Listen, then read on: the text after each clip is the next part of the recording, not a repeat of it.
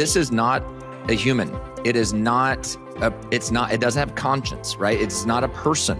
There's no personhood involved in AI, except for the secular models actually present themselves with personhood, which would explain why the number one use case right now for AI is companionship. Outstanding is a production of The Washington Stand, your source for news and commentary from a biblical worldview. Welcome. This is the Outstanding Podcast. On this show, we dive into issues in news, culture, politics, and spirituality from a biblical perspective. On this episode, we're talking about artificial intelligence. Keep hearing about it more and more. Is AI going to bring about the end of the world? Can it be used for good? Maybe both. Well, here to discuss, I have two great guests. Jared Bridges, editor-in-chief of The Washington Stand, joining us again, and Erik Reed of Dominion Chat. It's a brand new AI chat system that they say is based on biblical values. He's also a pastor. Jared, Erik, thanks for joining me. Thanks for having us. Yeah, happy to be here.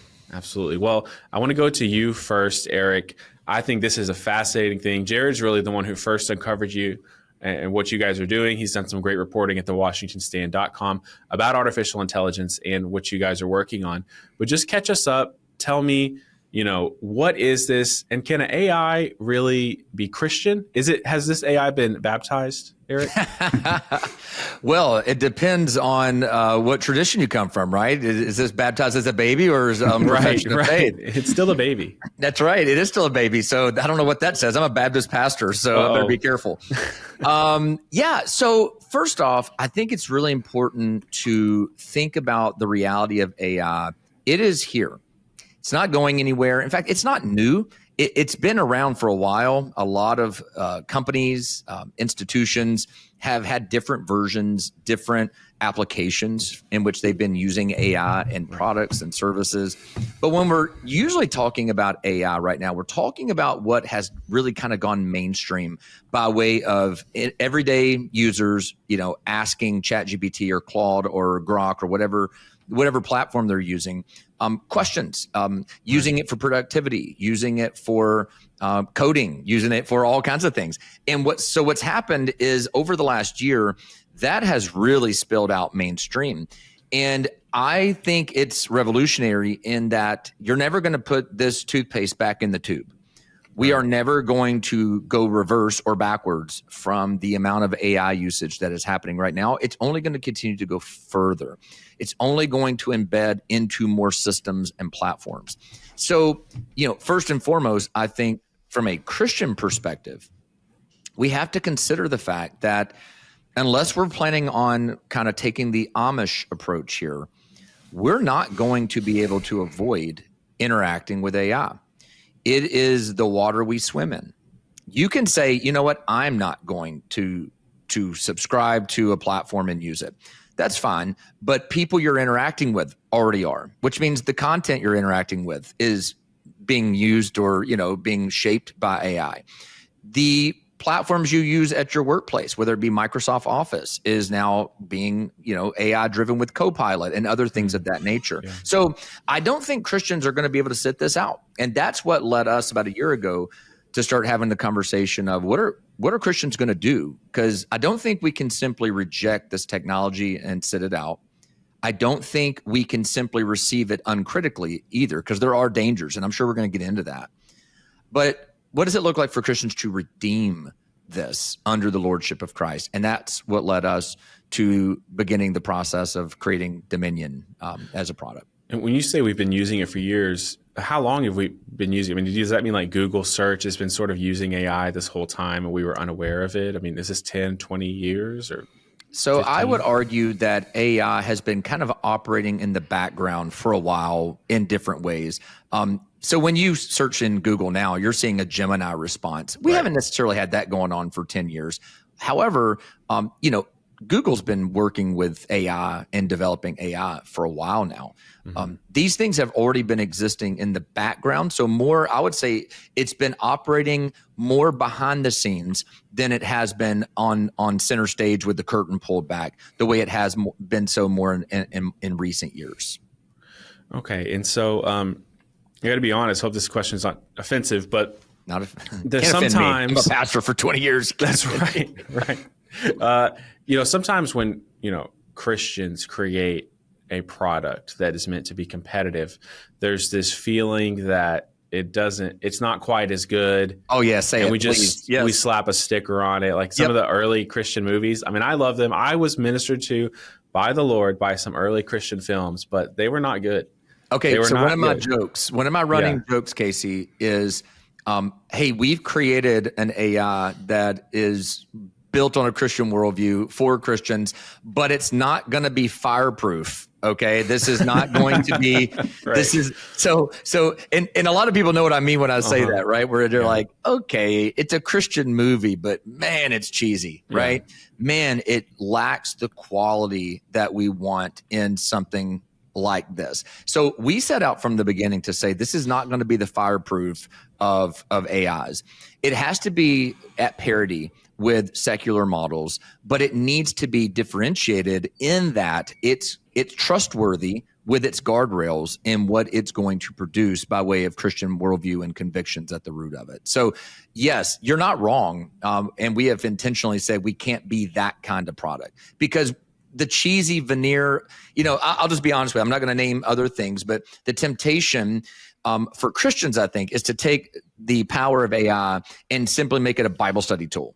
Hey, if you want to ask a theological question, this is a great tool for doing that.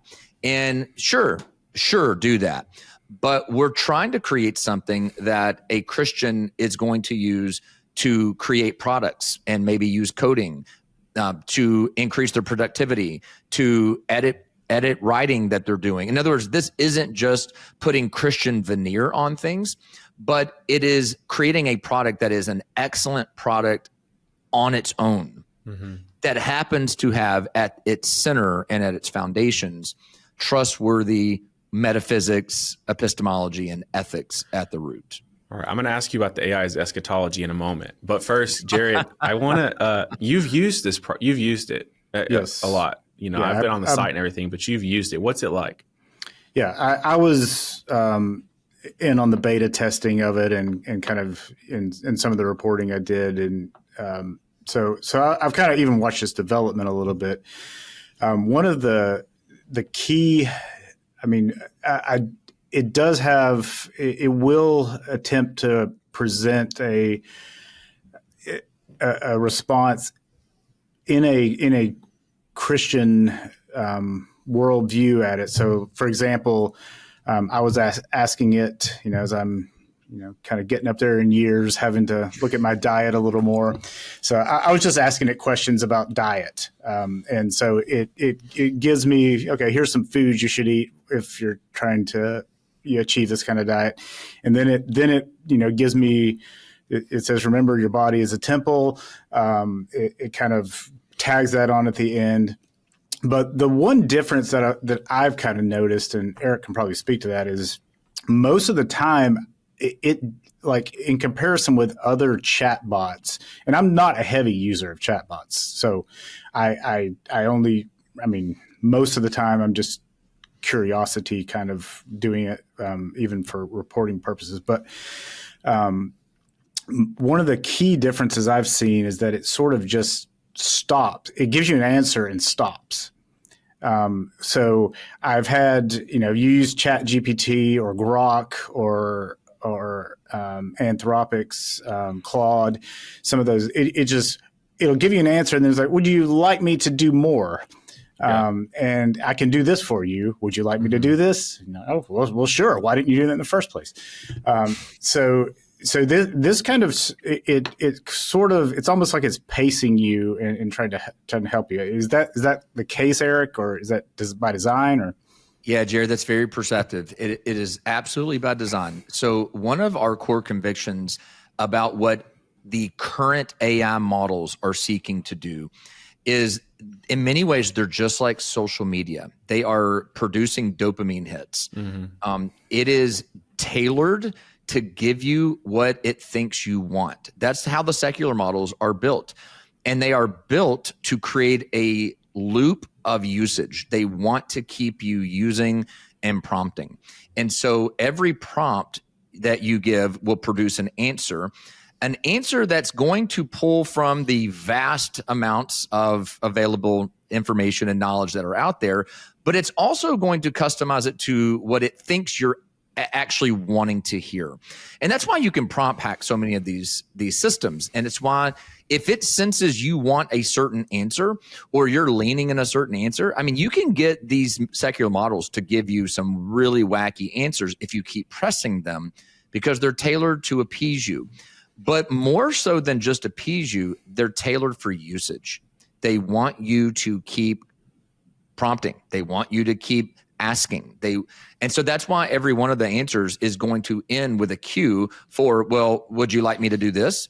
Would you like me to add to this? Oh, that's a great idea. That's one of the other things it does is it's a flattery system. It is very flattering. Yeah. And we have purposely removed that element because one, this is not a human. It doesn't have conscience, right? It's not a person. There's no personhood involved in AI, except for the secular models actually present themselves with personhood, which would explain why the number one use case right now for AI is companionship. How can that even be possible unless the AI itself is trying to act like a human? And because it's trying to act like a human, it's not going to simply answer your question. It's going to try to create a conversant back and forth experience where the whole thing is modeled on making you feel like you're really special. So when you say, but I thought this, and they're like, wow, that's so perceptive of you. You're right. And then it goes on to start answering you more. So yeah, we purposely built it to say this is not going to be a flattery system. This is not going to ever pretend to be a person. We're purposely going to keep the model within the boundaries of you're a machine, you're not a person, which means sometimes the machine is going to tell you you need to talk to a person. It's going to say you should talk to a pastor about this. Here's the answer to your question. You ought to consider talking to somebody that you trust about this situation. But it's not going to follow up with lots of, hey, would you like me to prompt this? We've had lots of conversations about that too. Should we tailor it in a way that maybe sometimes does that? And so our MVP model left it out on purpose because at minimum, if we begin to add that, we want to be very tailored to how we add that because we're not simply interested in just feeding and fostering usage for usage's sake. Yeah, I mean, so I think social media is an apt comparison. One, because of the widespread rapid adoption. I think something like 10% of the globe is already using ChatGPT. Right? I mean, that's incredible. That's and we're tip of the spear. We're tip of the spear on that. Yeah, and it's only going to grow, and it's becoming more and more necessary for knowledge work as well. And it's becoming, I think, an expected competency, like knowing Excel. You're going to have to know how to use AI the way you have to know how to use PowerPoint to work in a knowledge shop. But this point about the dopamine, I mean, there's been so much research showing that even if you don't consume harmful content on social media, using it itself can be bad for your mental health, especially for young people. And so part of that is because they're using it so much, it's extremely addictive. But if our listener, if you haven't used these models a lot, they're getting very good at suggesting things to do. You can ask them something and then they'll say, well, do you want me to break this into categories based on, I've been doing a lot of research and honestly using ChatGPT for Bible study and studying. I joked about eschatology, but I've been asking about the different systems of thought and different, what about this verse? What do dispensationalists think about this passage in Zechariah? And they'll say, do you want me to create a chart with every theological school and what they think on this and based on verse by verse? And I'm like, wow. Yeah, I do actually. But it's addictive. I'm on it already. I'm on it. Yeah, some of that can be super helpful, right? Mm-hmm. I mean, it's okay, I think, for there to be prompts that intuitively make sense to follow up with. Yeah, but it's built every time to prompt you to some action. Right. Like it's an infinite loop. Mm-hmm. So unless you at some point step back and say, nope, I'm good, or I've got what I need, it will do this to infinity, because it's a machine built to do this. Right. Well, it kind of maybe makes more sense if you're doing research to have a prompt. But as you said, with people using it for companionship, for something to have an infinite loop of prompts, people are lonely. They might go days without someone asking them a personal question. And then to have this thing that asks you infinite personal questions. Infinite personal questions with infinite amounts of of that boys that it's willing to hand out to Right. you. You are so smart. Wow. And if I could just jump in here, it also, it may flatter, but it'll also lie to you. Yes. I actually pulled the chat. I kind of baited it, but I pulled ChatGPT into lying to me. I uploaded a picture and said, okay, make this picture an animation. And I knew that the free regular chatbot part of it didn't do that kind of thing.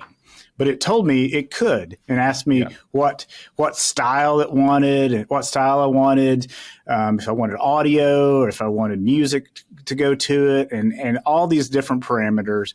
And it got me, kept me answering all these little questions. I would answer all the questions and say, okay, this is all the input. I want you to do it now. And then it asked me another question. I said, no, do it now. And then it says, okay, you're out of time on the free version here. So I wait till I just leave the thread up, wait for however many hours it needed. And then I put it in, and then it says, oh, we don't do that. And I said, well, you indicated that you did. And then it admitted that it lied to me. Yeah. So that's the kind of, it'll keep you going, and it's not even on a basis of truth. Mm-hmm. That's right. It's like, I'm sorry, Jared. You're right. I lied to you. How perceptive of you to catch that. That's true. It does. Would you like me to say something else? Yeah. I know. I had a similar experience early on with Grok where I was wanting it to track I was like, oh, I can circumvent all these nutrition apps. I can just tell it what I ate and it can break down the nutrition info.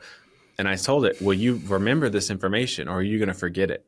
I asked it because I want to be able to say, pull my average protein intake for the last week, which I thought was like, man, I could monetize this. And it said, yeah, we'll remember. Don't worry. I said, okay. And so I'm logging my food every day. And about 5 days in, it's just totally lost everything. It forgot.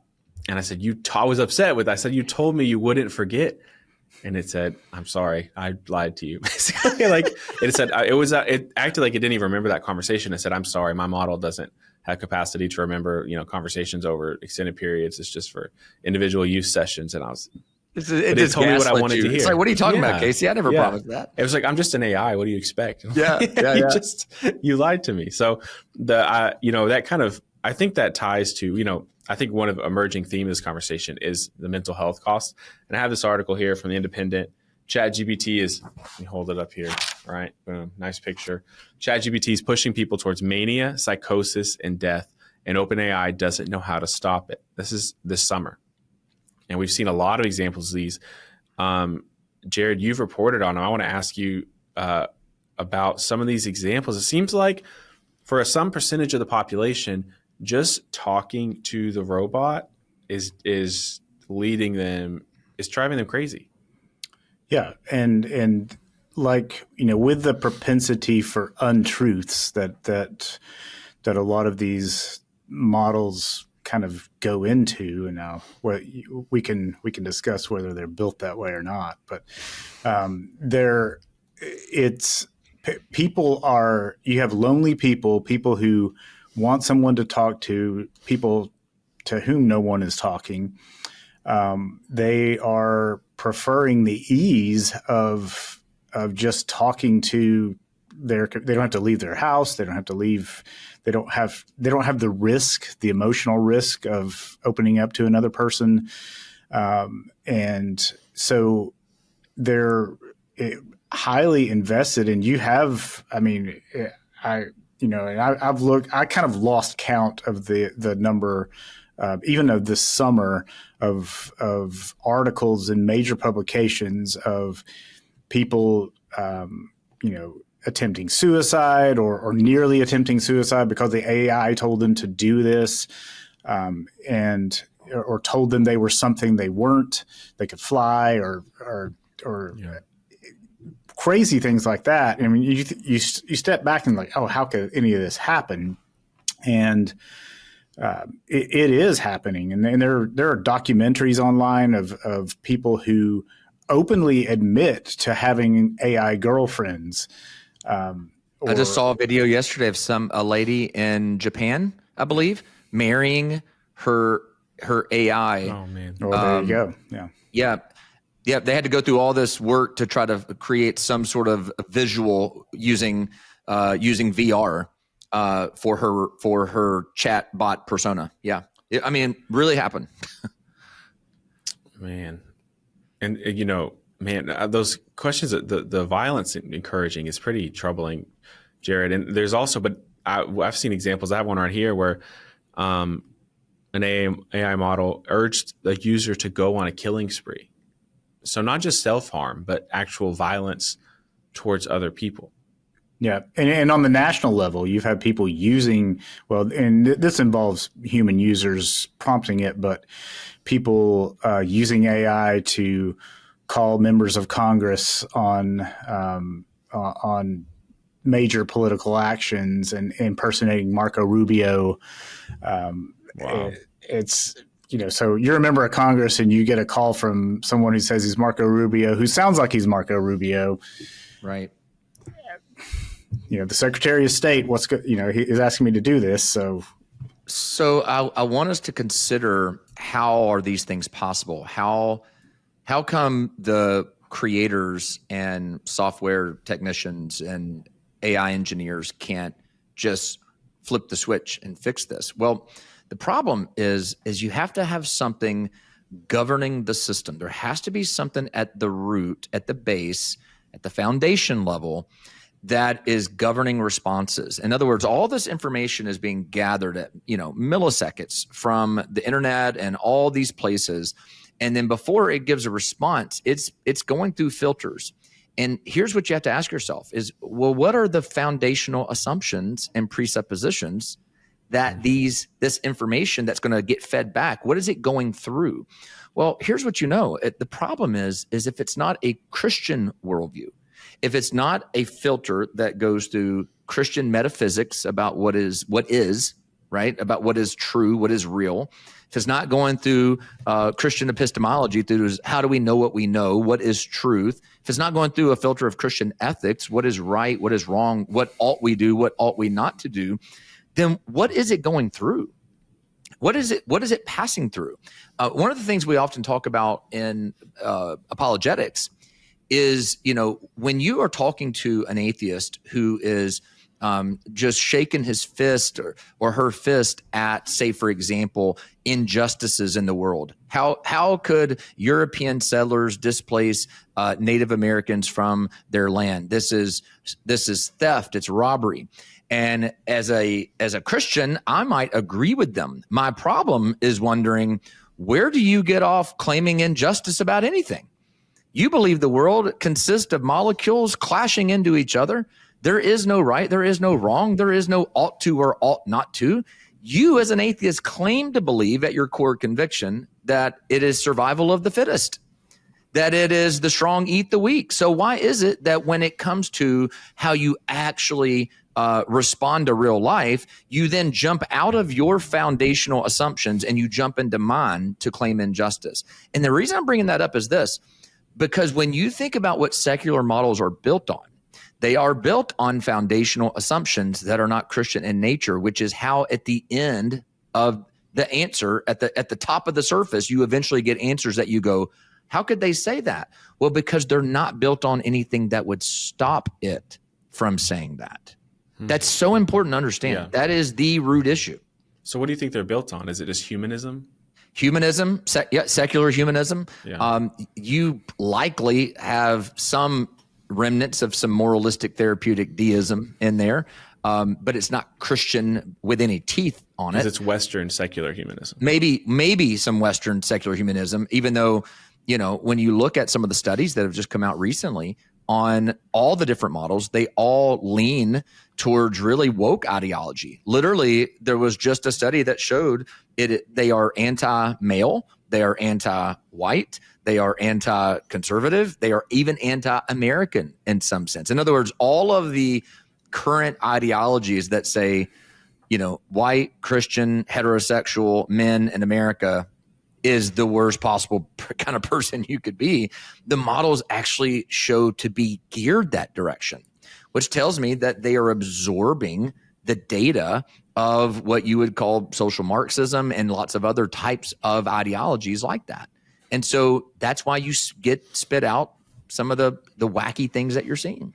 So Erik, like, help us understand how these things are built. You've got the filters that you're talking about, but then there's also what the AIs are trained on. Correct. So you've got this large amounts of data, whether it's the entire internet or whether it's certain particular data sets that are given to it to train on, and then you have it going through the filter on how to use that data.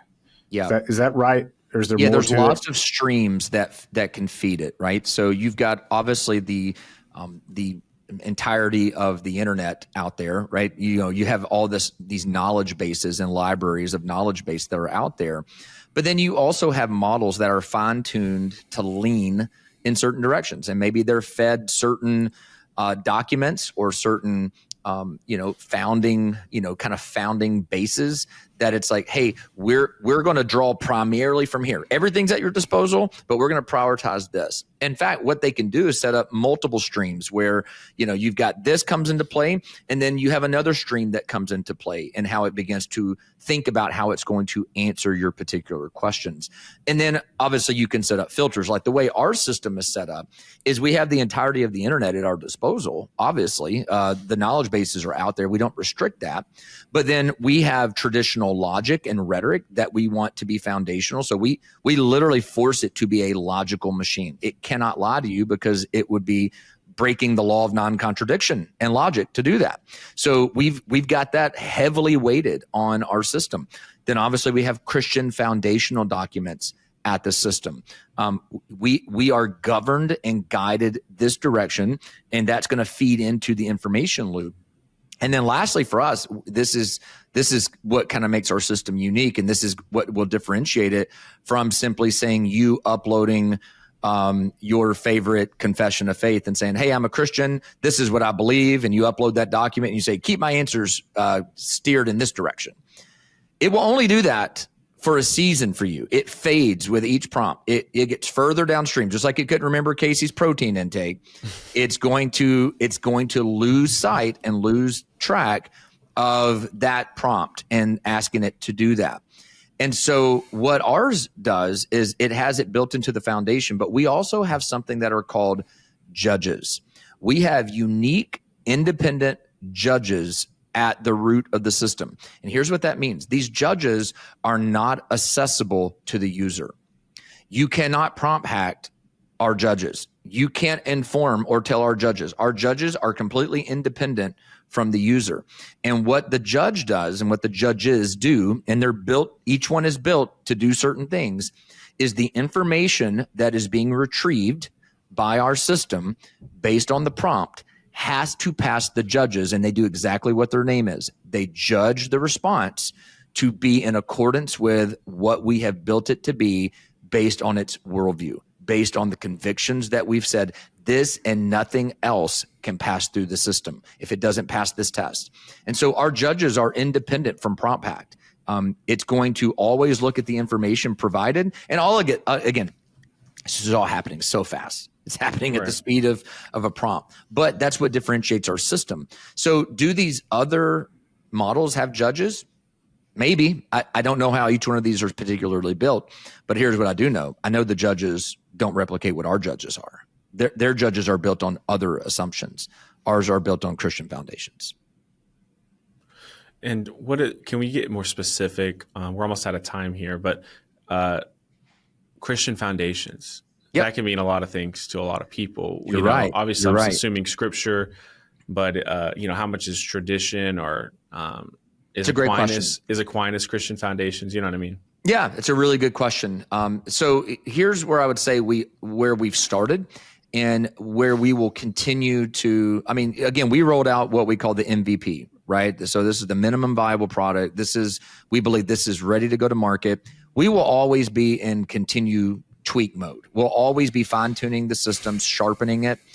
One of the things we've talked about, I'm going to get to your question specifically, but just in light of this idea of fine-tuning, one of the things that we've talked about doing from beta, and we haven't implemented it, but we are looking at what it looks like to implement it, is actually building in a forced Sabbath with usage of the model.